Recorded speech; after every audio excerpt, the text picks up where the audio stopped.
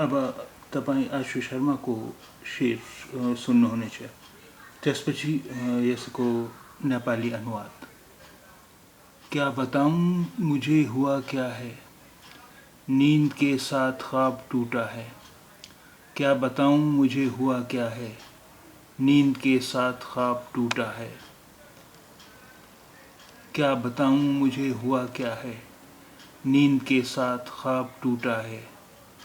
क्या बताऊं मुझे हुआ क्या है, नींद के साथ ख्वाब टूटा है। के भन्नु मलाई के भएको छ, निद्रासँगै सपना टुटेको छ।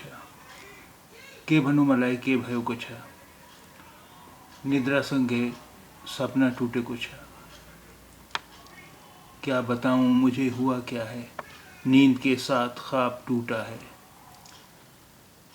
क्या बताऊं मुझे हुआ क्या है, नींद के साथ ख्वाब टूटा है। के भन्नु मलाई के भएको छ, निद्रासँगै सपना टुटेको छ।